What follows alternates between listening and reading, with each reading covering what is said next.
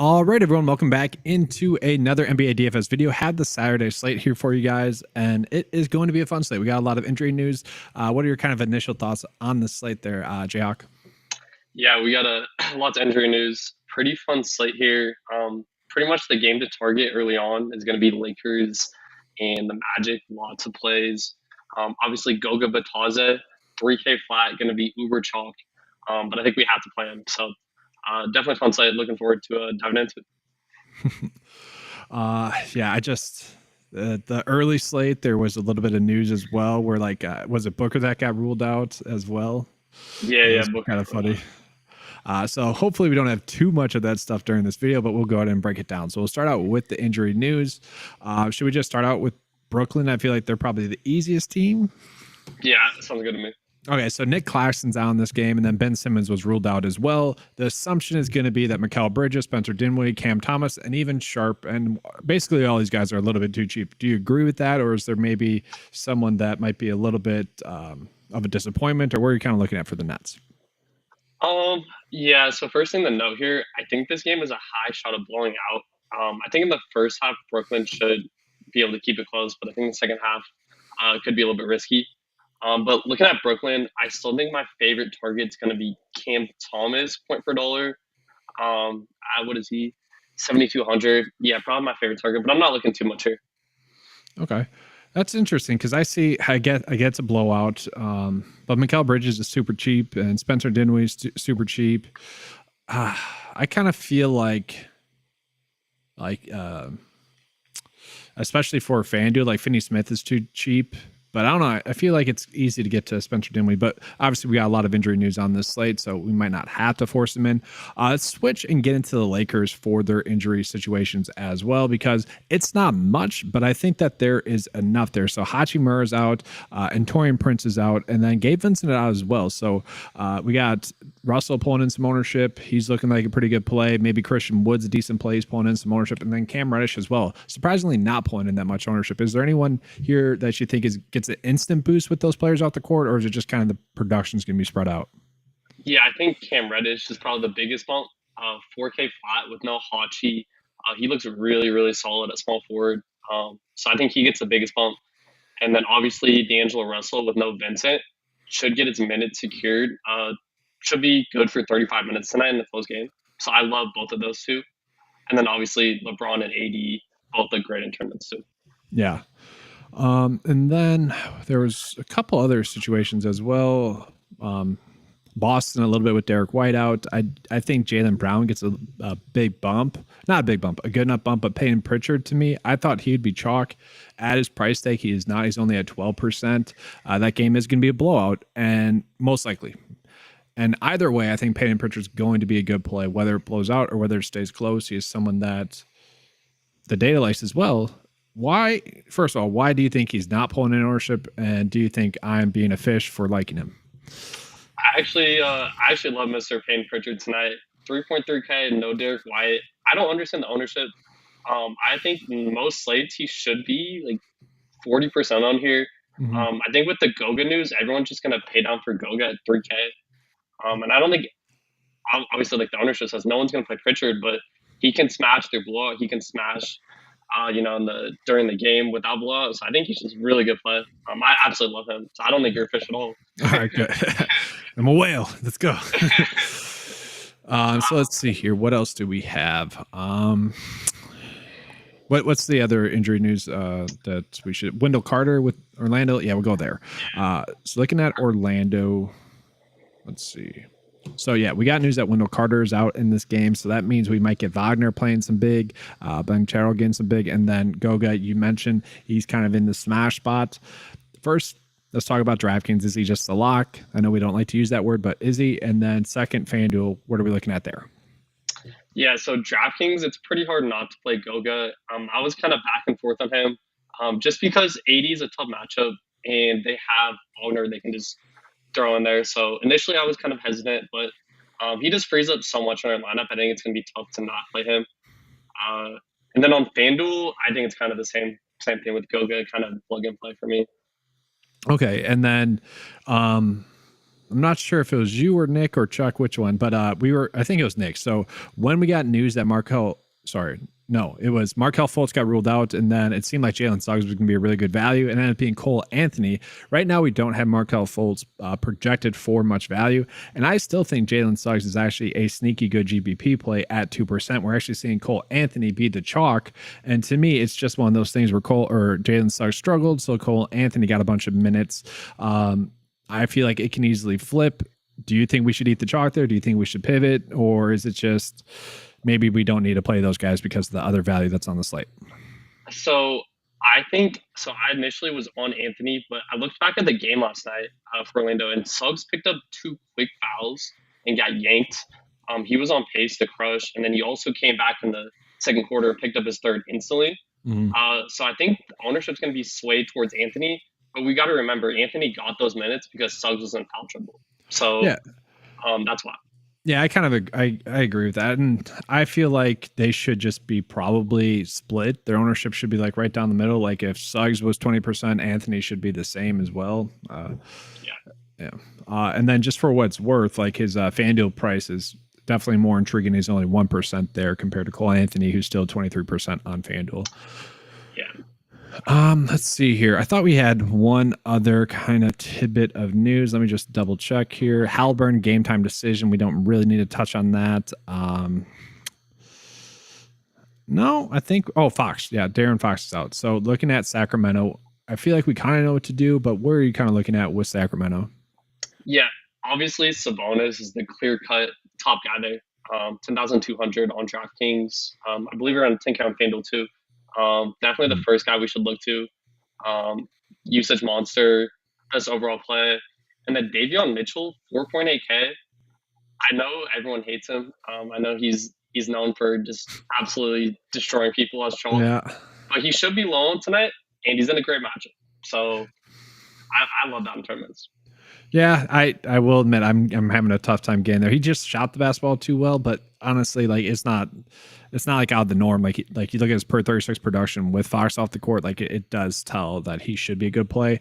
I kind of like Keegan Murray, who is pulling in a little bit of ownership, was 0 for 7 from 3 last game. I don't see that happening again. So I might be looking at him, but at the same time, we're paying up for maybe a risky play, but yeah, I like that call.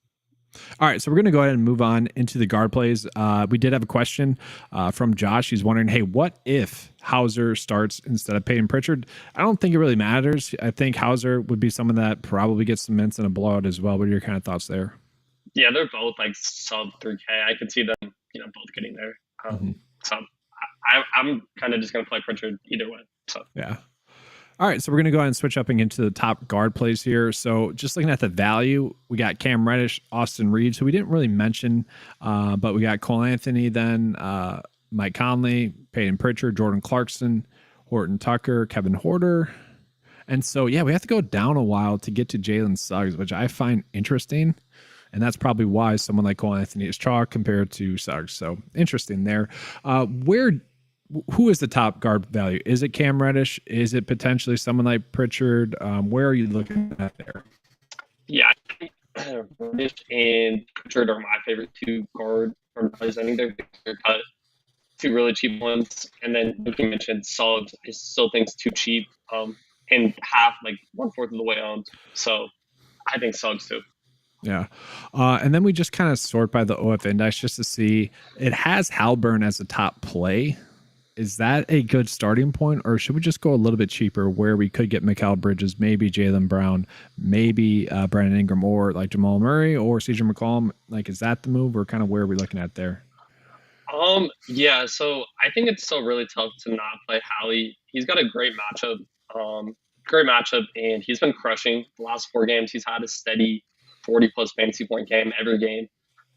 So I think he's still great. If you want to look different, I think you can definitely go down to Bridges, Levine. If DeRozan sits, we can get into that. But yeah, I think he's definitely pivots, but I still think he's a great play at his price. Yeah, so you mentioned that matchup, and I just kind of want to highlight those games real quick because they are kind of nice. There's two really kind of standout games. One is going to be Atlanta versus New Orleans there, and then the other one is Charlotte versus Indy. Both those games are like 238, 239, whereas the rest of the slate is kind of ugly in comparison. So I do agree, like, especially if we were making maybe a 50-50 decision in between like someone that's in that game and not in that game, I do think we would want to be going in on a play from that game. Mm-hmm. I agree. Then lastly, let's see here. Yeah, I don't know. Like that mid range is just. It's tough. It's tough to get to, man. Yeah, it's like there's not that big of leverage spots. Like everyone's probably properly owned as well. Like no one's too high owned. Maybe Terry Rozier, but again, that's a good spot, so it makes sense. I would say DeJounte Murray in comparison maybe should be higher owned, but like it's not crazy. It's an interesting spot in general. Yeah, I mean, it's you want to get ownership, or you want to get players from this Atlanta game, but when they're fully healthy, it's really tough to pick who goes off. Obviously, Murray's kind of underpriced, but they also have Hunter, Jalen Johnson. Like a lot of these guys can kind of just flip off games. Like so one day one forward will go off, the next day the other. So it's tough. But I think DeJounte's probably my favorite guard to target from that game. What about Fred VanVleet? I know you kind of really like him. Yeah, so Fred VanVleet, I was on him the last matchup. I'm pretty sure they played. Let me look at his price. Hey, 7.5 and then 7.8. 7.5. Yeah, so I still think he's a great player. 7.5K is going to virtually come in unowned. Should be sub like 5. I think he's a great player here. I think this game alone is going to be sneaky. Yeah, I love this game in tournaments. Yeah, I don't know if I have that thought just because I agree. Like Houston was a little bit of a different team last year, and so were the Kings, especially with Fox being active. And I don't know if that is why the game over and under is a little bit lower. Like to me, it seems like one where we should expect higher scoring. Yeah, I'm not really sure. Obviously, Vegas sometimes is supposed to know, but I think I'd probably hit the over. Two really bad defensive teams. I think this game should smash, and everyone else is going to play the earlier games, and I think this game could smash. So. Yeah, definitely some interesting ownership spots for the guards. And then one last thing, because we did see that Jordan Clarkson was kind of chalk in the last game. He's still pulling in some ownership at 14 and 10% at a relatively safe price tag as well. Is he someone that's worth looking at, or is it just we're either probably paying down for the value at guard, or we're maybe trying to pay up for one of the safer studs?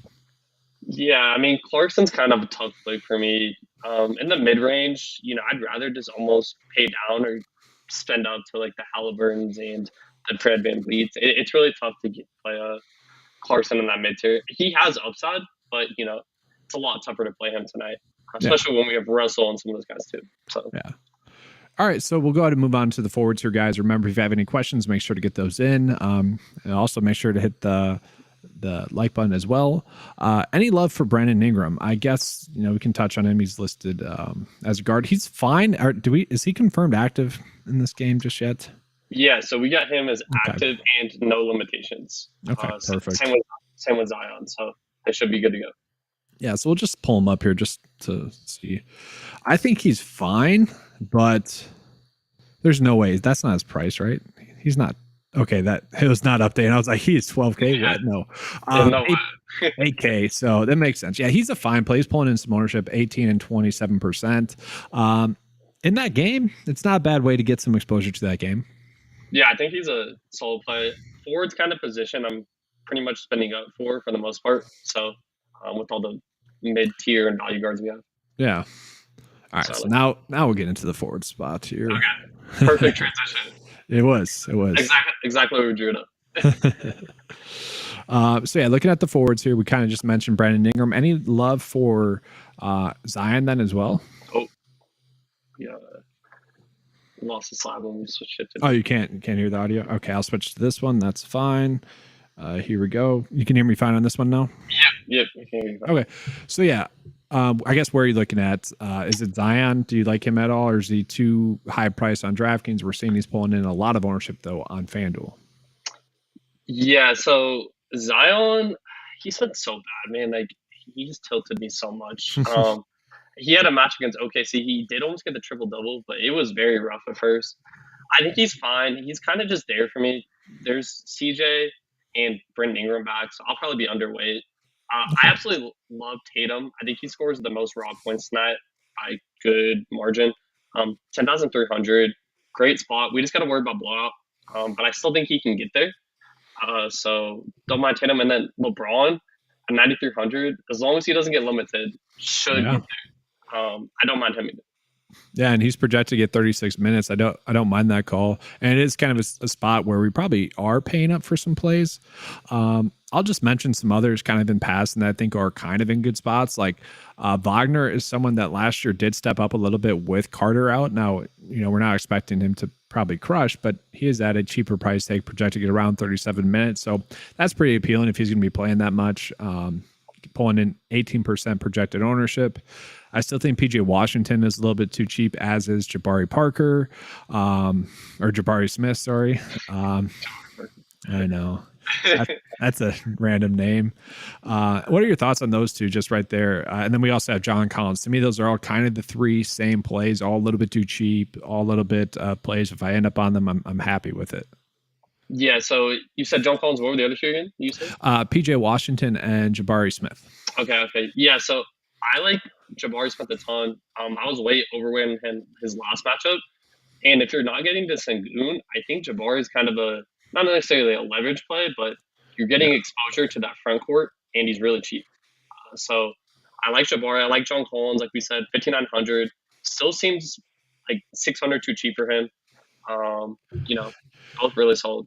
Yeah. So what is your thoughts about the two bigs with Minnesota? Because obviously Gobert is playing a little bit better. Cat, they're kind of sinking a little bit better. So it makes it so the matchup's a little bit more difficult, which is, I would assume this is why he's still this cheap after being kind of chalk on the last slate. Does that matter to you just yet, matchups, or is it too early in the season just yet? I mean, I definitely consider it, but when he's just this cheap, I mean, he can still get there. I mean, he's average around 30 fantasy points, and I'll take that's almost 5 times. I mean, that's value at his price point. So I mean, I'm still fine with that. Okay, I know it's not a great matchup. Yeah. And then PJ Washington as well. I do just want to kind of echo this as well, because that is a game that we want to be going in on. And he has been getting a bunch of minutes. He's very much shot dependent, but I do think we could get like 34, maybe 40 out of him. But it does feel a little bit too thin, and he is pulling in a little bit of ownership. What is your thoughts of that maybe being a cheaper way of getting some exposure to that game? Or if we were to do that, I guess Gordon Hayward's the same price. Let me rephrase that. Who do you like better, Gordon Hayward or PJ Washington in that game? Ooh, that's tough. I think I slightly prefer Hayward. I know he's dusty, but he's been pretty good recently. But I think both of those guys are in a great spot here. Yeah, I don't mind. Honestly, it might just be, all right, let's bet on the game. Let's play both of them. I don't mind that. They could both get there, man. I mean, they're both cheap. Yeah. And then we look at value. So you mentioned like LeBron was one of your top plays. He's the third best value on the slate as well. So kind of crazy there. And then we do have Sam Hauser popping in as a good value. And so this is where I see it as kind of a studs and duds slate, because we have Hauser popping up as a good value, Peyton Pritchard popping up as a good value, and then Cam Reddish as well. That's going to lead to a lot of easy kind of plug and plays on the top end if we want to go with LeBron or someone like that. Yeah, I agree. We have so many values. Mm-hmm. What about Torrey Craig? He started last game, 7 and 4%, projected to get 24 minutes. It's a blowout as well, potential in that game. So maybe he gets more run. I don't know. I know it's kind of a random name. I remember seeing that he was starting, and I was like, huh. Yeah, I don't know if I can get there. We just have so many other good values. He's very fringe value play, if that. Yeah. Not popping well in the model either. I don't know if I'll get there myself. Yeah. So, all right, we're going to switch up again to center because we have a couple of questions there. We got Mo Wagner there. Any love for him on this slate at his price tag? So I was really hoping he would be cheaper and picked up the start. But 5.1K, I think he's the ultimate like leverage play off of Goga. So if you're not playing Goga, I don't mind taking stabs at Wagner. But at his price point and not starting, I think it's going to be tough for him to get there. Yeah, so he has been someone that has. he has been someone that has smashed on a like point per minute basis. And so like looking at him, like if he does get the 25 minutes he's projected to get, I do think there's a chance that he gets us 30 or so. But at the same time, and it's weird, like you see Goga's minutes, it's only at 18. I could see it being a good pivot. I could see that, I guess. I'm just really hoping Goga doesn't burn us tonight. I just have a really bad feeling about it. I don't know. He should get there, but some of my gut just tells me that he's just waiting to just pick up fouls. Yeah, no, I hear you there. We have someone saying Craig revenge game. That's funny, actually. I don't see that. What about Sengun? So you mentioned Jabari Smith, kind of Sengun in passing. What are our thoughts on Sengun? Let me see his price tag here. I believe it's fair. Yeah, 8.2 on DraftKings, 8.1 on FanDuel, 3% and 4%. He is kind of the forgotten guy today. Yeah, I mean, I think we have enough salary to spend up to him, and he looks like a great tournament play. 8.2K, you're not dying to play that price tag, but it's a great matchup. He has almost triple-double upside in this matchup. So I love him in tournaments. I think I would slightly prefer Jabari, like I said, point per dollar, but I still like him in tournaments. Mm-hmm. I gotcha. What about Christian Wood? He's pulling in some ownership. He is projected to get 26 minutes, and he is another one of those guys where he is a point per minute player. If he is getting minutes and he is that cheap, is he someone we should be looking at, or would we rather go with Mo Wagner there instead, who also a point per minute player, and we also have Clint Capella right there and Mark Williams right there. So we have a lot of like pretty good point per minute players. Like which one I guess would you prioritize there? Because we even have Collins there, Mark Williams, Capella, Wood, and Wagner, Mo Wagner. Very interesting there. Now I'm looking at it in like that way. Yeah, so I think I'd prefer Wood on DraftKings if he had power forward eligibility. On FanDuel, I like him better with that power forward eligibility. Mm-hmm. But I think I would prefer Wagner. I think his upside just a slight bit higher. But I think they're both solid, I guess. Both in the same game. So yeah, it's super fascinating because like the data here doesn't like those two as plays. And that's interesting. I might need to refresh to see if that's adjusting. But honestly, if the data is saying no, maybe that is a good leverage spot. Yeah, and we already know that obviously Wood plays, center, but the Lakers are already down Hachimura, I believe Vanderbilt too. So, Wood's gonna find his way into minutes no matter what. We know he's very productive. So on FanDuel, especially at that price point and at a power forward eligible, I like that a lot.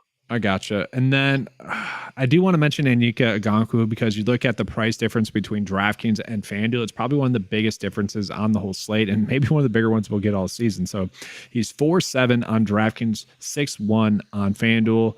He's not someone that we typically like to play, but he's projected to get 22 minutes, about 5% ownership. Is it worth playing on DraftKings, or is that just one of those situations where FanDuel is probably too aggressive pricing him up? Yeah, so I think that FanDuel price is too steep. He's still the backup center. He's been outrageously productive in his minutes he's gotten. I know he's a good fantasy, producer, but I don't know. I still think he's still 1A there. Okongwu's 1B. So I'm probably going to not play him. I just, backup centers on the slate where we have so much value, I'm probably not going to get there. Gotcha. So yeah, let's kind of give into, if you guys have any more questions, let us know. We do have a cat question, and then we'll just kind of get into our thoughts about like lineup process for today. So thoughts on Karl Anthony Towns. So power forward, center eligible, 8K, pulling in a lot of chalk. What are your kind of thoughts there? Yeah, I mean, it's a great matchup against Utah. Utah is pretty bad everywhere. Cat Towns is a center. We just saw Jokic drop. Didn't he drop 70 last night against Utah? I thought Jokic, maybe, I don't know. In his last game, I thought Jokic was slightly disappointing. I could be wrong though, but yeah. One of the centers had a really big game in Utah. I think it's a good matchup no matter what. So I mean, I'm fine with that. Once again, I'd rather just find a salary to get up to safer forward. I'm sorry, center. But it's tough, man. We have so many good center plays tonight. So I guess he's power forward too. I guess I didn't. Yeah. That's the appeal. I do got to mention kind of a funny thing that happened to me yesterday. So I I was back to back. I had the live stream and then the Discord. So my dummy build, I did not get a chance to update. And so I had Miles Turner in it originally, and he ended up just dominating. It was super lucky. And because I played a lot of chalk and my lineup wasn't that good anyway, so it didn't really matter. But is he someone we should be looking at? Because he definitely has been playing better. Now, yes, he's very much hit or miss. But he is someone that at 6.7 to me is kind of appealing in GPPs. And I'm actually curious, is he pulling in ownership? He is 31 and 18%. Is that, to me, that's like the biggest chalk play, at least at the center spot, that we should be eating. What are your thoughts there? I love Miles Turner tonight. Like I said, I already liked Halliburton. Between him and Turner, that's going to make up most of my single entry guard and center plays. I just love Turner. I just isn't a smash spot. Obviously, Charlotte's better now with Mark Williams, but this is still a spot we can exploit. So I love Turner. I'm just going to eat the chalk there. So between him and Goga, those are my probably two favorite overall center plays. Okay. Would you, for DraftKings, would you play both of them, or is it maybe just playing one or the other? Obviously, Goga is the guy I'm playing, not locking, but a ton on center, and I'm fine with both. Right now, I think I have both in my single entry. Yeah. So we had a question come in. What are low risk plays on the model? And so I just want to say, like, for NBA DFS, I feel like that's not exactly the correct way to look at it. There's so many times, and I assume that's more of a cash question as well. There's so many times where in DFS for NBA, the cash lineups have a higher point threshold to cash in than GPPs. It's like the one sport where that happens pretty consistently. I'm not sure how much more than other sports, but it does happen a lot. So I wouldn't really look at it that way. So when you're looking at the model, you should just be looking at like which players are the best DK value. And if you're trying to find safety, I would say, look at the DK value at Goga there. And maybe you're scrolling over, you see he's 52% owned.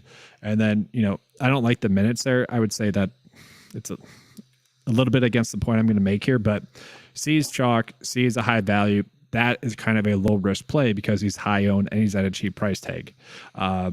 Is that kind of how you look at it, or how do you? Yeah, 100%. Just like you said, high owned, pretty good. Not a great matchup, but fine matchup. And he's cheap, so all three of those, when those line up, definitely a good low risk play. And then just the minutes as well. That's the only concern. Yeah, minutes, but yeah, minutes a little bit iffy, but I'll still take that chance. Okay.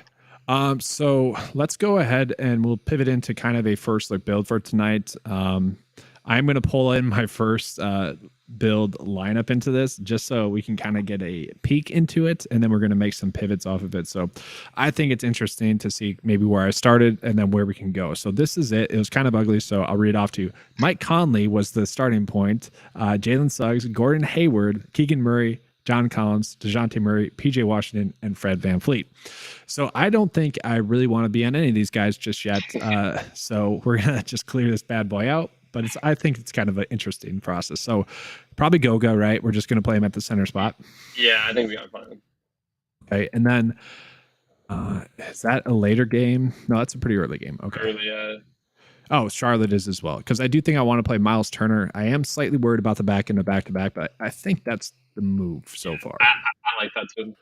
Okay, and then which of the other value plays do you want to be going in on? Because I know we had a decent amount. We're kind of choosing between Cam Reddish, maybe Austin Reeves, maybe Cole Anthony, or do we go lower? Do we go with Hauser, Pritchard, some of those plays? Let's go with I like Reddish, but let's go Pritchard for this build. 3,300 low owned. We both like him. Let's run with that. Yeah, just if it blows out, he's someone that typically gets the minutes as well. It kind of feels like a TJ McConnell situation as just there. I agree. Is he point guard? No, he's shooting guard eligible, so we have a little bit of flexibility there as well. Yeah. Let's see. Do we want to pay up for Halliburton? We got Russell at a cheap price tag. Austin Reeves, Suggs starting. Suggs is starting. Black is starting as well. Huh. And then we got Reddish as well. Yeah, so let's plug. You okay with plugging in Reddish at small forward? Yeah, that's fine. It isn't great. What about shooting guard? Would you rather do shooting guard or small forward? It's whatever. What do you want to run? I think small forward's probably better, but either one. Yeah, let's just take a peek at small forward. No, because we can go LeBron there. Okay. Small forward. All right, so we'll go Reddish there. Yeah. I don't think I've had this many Lakers players in a build. Yeah. And then power forward. So power forward, we got Tatum as kind of the clear-cut pay-up option. Porzingis could definitely go off against Brooklyn with them being a little bit thin. I like Keegan Murray as a GPP play. We got PJ Washington in a good spot. Jabari Smith still. Mo Wagner is someone who could play. Actually, now that I'm looking at it, do we want to go Brother Wagner, the better one, at 7K against the Lakers, or no? I'm fine with that. I Okay. think that's fine. Yeah, I think we'll do that. I think he's a solid play tonight. And then we go LeBron at the power forward. So then we got like 8.2 left over, average salary remaining. And that's the thing. This is kind of what we mentioned. It's that it is super easy to make a good build tonight. Very easy. Was there anyone that really stood out to you that you wanted to get to tonight? Maybe Halliburton at 9.2. Okay. I don't know if you like that, but or Russell at 6.4. I like, but we already have LeBron, so yeah. And I do like Suggs as well, but I think Reddish is almost just as good there. Yeah, it's crazy. We'll go Halliburton there, and then it's kind of a dead range. Yeah, we won't do let's that. move around. Yeah.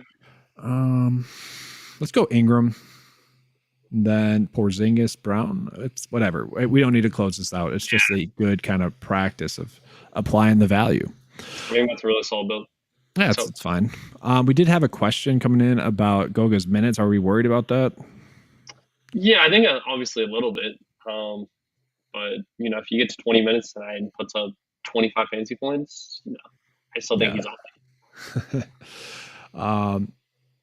I'm going to refresh the data here just to see if we have any kind of differences there in chalk and value. So let's see. And just again, guys, if you have any questions, make sure to get those in. We're happy to answer those. While I'm waiting for the data to refresh, I'm going to give the Discord chat plug.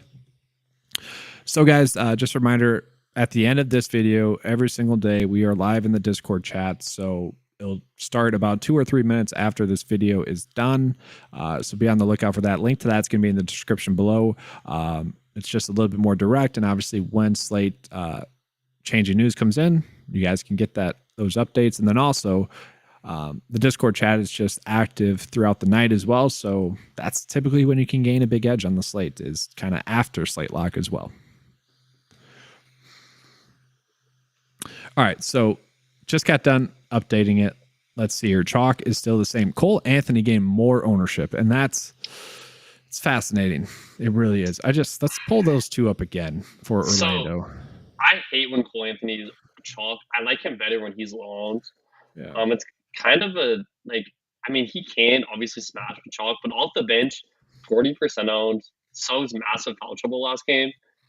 I may just play Suggs personally.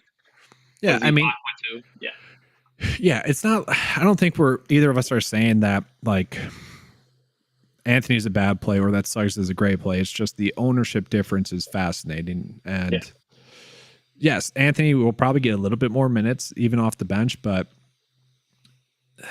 are people thinking that Suggs is getting into foul trouble? I don't. It's weird. It is weird. Like he had like 20 fantasy or like a bunch of fantasy points in like the first 5 minutes of the game, and then gets 2 fouls and basically gets outplayed by Anthony. So yeah, I'm curious as to what the data has for Anthony Black as well. I believe that's his name. Yeah, Anthony Black. What his minutes are, because he's projected to start. So let's see, 24 minutes for him. I think he's a little bit too thin on DraftKings. Maybe we can get to him on FanDuel where it's 3.9, but that's another one where they have so many guards. Yeah. It's tough. I think Franz is the safest. Yeah. Besides Goga, probably the safest player from Orlando. I agree. It's definitely an interesting spot. Who do you prefer tonight, LeBron or Tatum on DraftKings? Oh, man, that's tough. So I'm gonna kind of give an if then on this, because if the game stays close, I will prefer Tatum. His upside is way higher. I mean, LeBron has upside, but I think Tatum has a bigger ceiling. And then LeBron, I think, is probably safer. As long as he plays the minutes he has played. He'll probably play like 29 minutes tonight since I'm playing him. But so Tatum, as a nutshell, Tatum, higher ceiling. But I like that. I'm gonna go with LeBron. I had to do that. Yeah, he's just Oh, good. $1,000 cheaper. I mean, what's the best likelihood there? They're both good. Tatum puts up 60 and LeBron puts up 53. Like you said, that game's probably a blowout. So Yeah. I don't know. It's cheap. I get what you're saying though. I like your call on LeBron better. I think that's fine. It's a good question though, there, Lucas. Very good question. Yeah. And then just I kind of want to see the value that's popping up now. Still about the same in general tonight. The data actually really is telling us you can pay up on this slate. So that's pretty fascinating to me. Stars and scrubs. No one's gonna build the mids here, which they That's shouldn't true. be, but And we I saw saw that. Yeah. FanDuel, it's a little bit different, but still not bad. We have a question now about Lonnie Walker as well. He's fine. The Nets are a tough team because all of them are probably a little bit too cheap, but all of them are in a game that has the potential to be a blowout. I'd say they're all in good leverage spots. I'll start with saying that, but I think Lonnie would be the one guy in a blowout probably does see some minutes. I think still, even then though, it's like you're really taking stabs. yeah. I was seeing if Dennis Smith was expected to get more minutes as well. Not really. I don't know. I think Spencer Dinwiddie would be the play. He's very low owned and at a cheap price tag. He's had, I don't know. I don't love that either. Like Cam Thomas probably going to shoot a lot.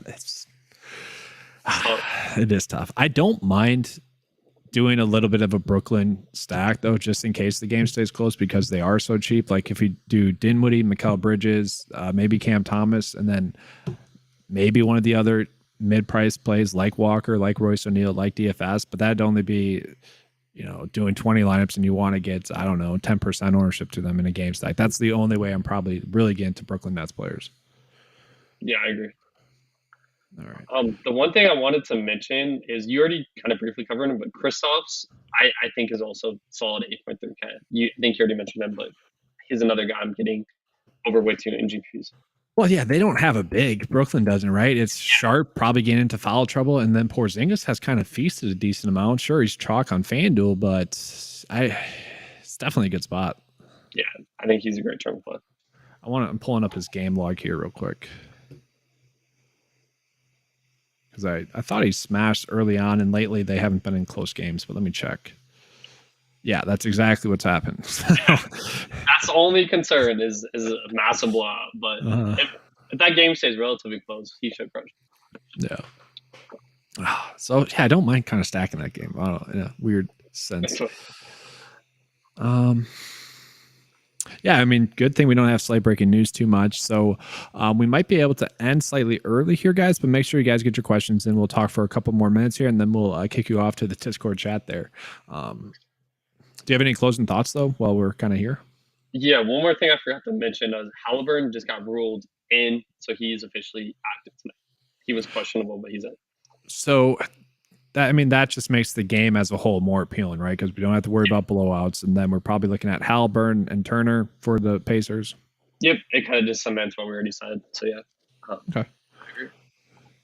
I don't think I have too many other thoughts. I kind of already gave it what I thought. How about you?